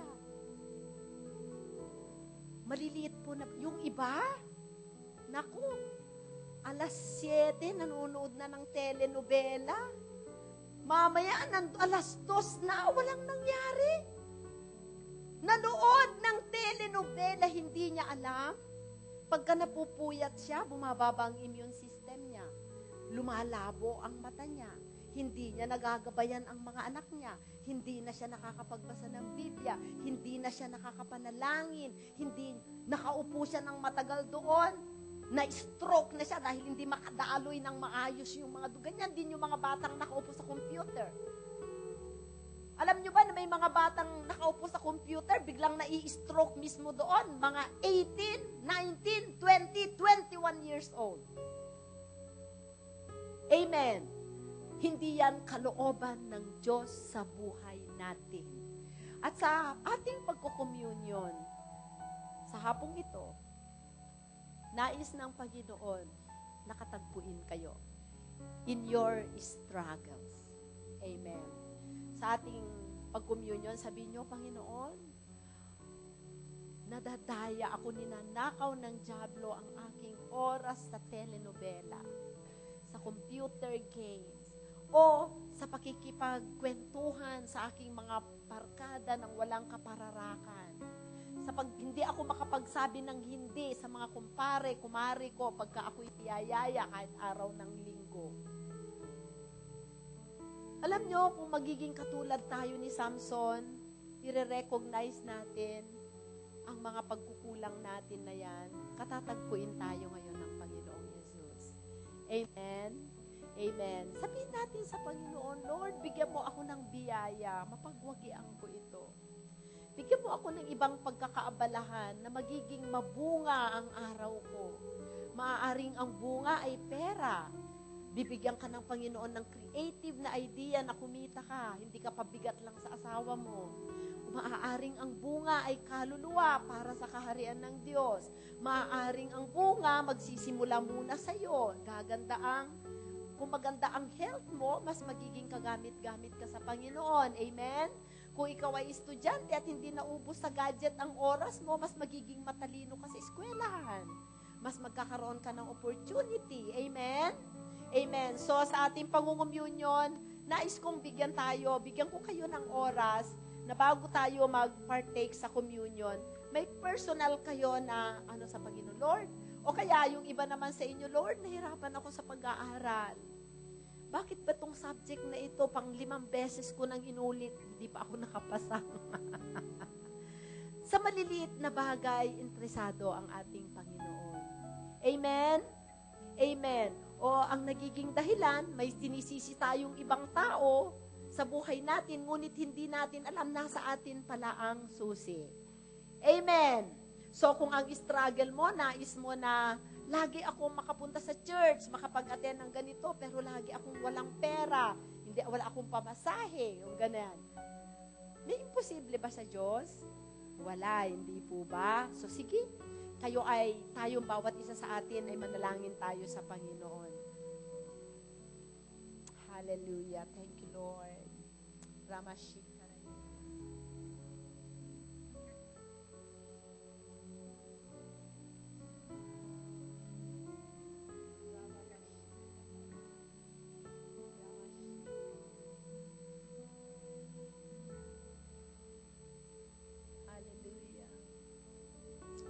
Banal na Espiritu, hindi ka po limitado sa pagtugon sa mga panalangin ng kalayaan ng mga anak mo na naririto. Dalangin namin, Panginoon, na hindi na kami mag-struggle sa mga kahinaan namin at kasalanan namin. Kung yan man ay sa pagkain o alak, dalangin ko na sa oras na ito, Panginoon, ay mawala ang desire namin sa mga bagay na yan. Kahit sa pagsusugal, sa gadget, Panginoon, sa telenovela, sa walang kapararakan na kwentuhan, na Lord, nagnanakaw ng aming oras, Panginoon. sa confusion, hindi namin alam kung paano mag-decide sa mga bagay-bagay sa aming buhay. Nalilito kami, hindi namin alam kung paano gumawa ng sound decision. Lord, sa oras na ito, Father, in the name of Jesus, I release your wisdom upon your people. Lord, I pray that you will open our spiritual ears to hear from you in the name of Jesus.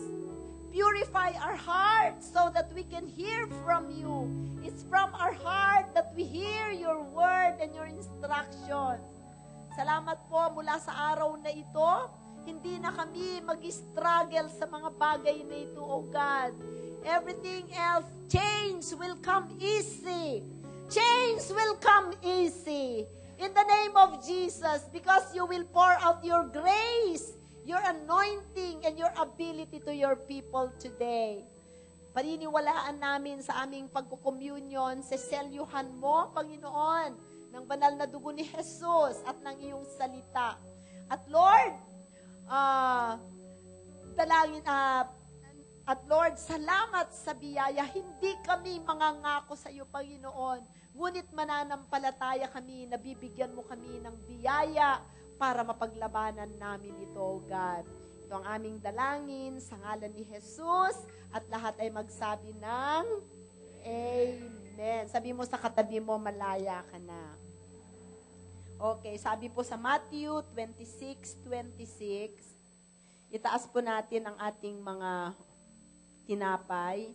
Habang sila'y kumakain, dumampot si Jesus ng tinapay at matapos pagpasalamat sa Diyos ay pinaghati-hati niya iyon.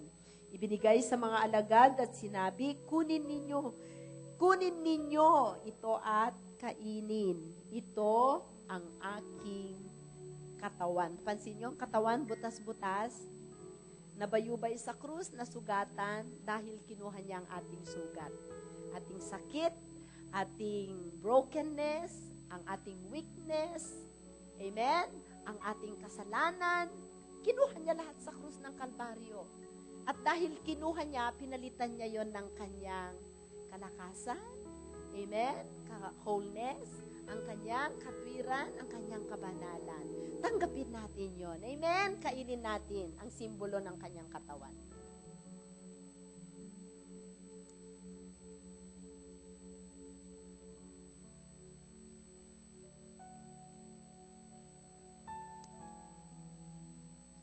Pagkatapos, dumampot siya ng kopa, nagpasalamat sa Diyos at ibinigay iyon sa kanila. Sinabi niya, uminom kayong lahat nito. Sapagkat ito ang aking dugo, pinapagtibay nito ang tipan ng Diyos. Alam niyo ang tipan natin sa Diyos? Tipan ng kapayapaan. Amen. Wala nang nasa pagitan natin na kasalanan sa Panginoon. Meron tayong direct access sa Diyos. Anytime we can go to the throne of grace and receive mercy. Kung kailangan natin ng habag, kailangan natin ng biyaya. Di ba nakakatuwa that anytime we can go to heaven? In our spirit man, and then makakababa tayo dito sa lupa. Praise the Lord! To receive mercy and grace. Wala naman tayong karapat dapat tanggapin, kundi habag. May maibibigay ba tayo sa Diyos na hindi nagmula naman sa Kanya? Lakas? Sa kanino galing buhay mo? Anong ipagmamalaki natin sa Diyos? Wala? Di ba? Bigyan niya tayo ng privilege na makarating doon. Pinagtibay ito ng Kanyang dugo. Meaning to say, established. Parang muog. Walang makakasira. Kahit ikaw. Maliban kung iyong tatalikuran ang iyong tipan. Amen? So, inumin po na, sabi niya, pinagtibay nito ang tipan ng Diyos. Ang aking dugo ay nabubuhos para sa kapatawaran ng kasalanan ng marami. Paniwalaan natin na kahit yung mga pinakamarumal na kasalanan, mula nung tayo ay maliit, bata pa tayo, at yung gagawin pa nating kasalanan sa susunod na mga araw, sa sandaling ito ay ihihingi natin ng kapatawaran at tayo ay magsisisi. kaagad-agad lilinisin nyo ng Panginoon. Di ba? Glory to God. So, inumin po natin ang simbolo ng kanyang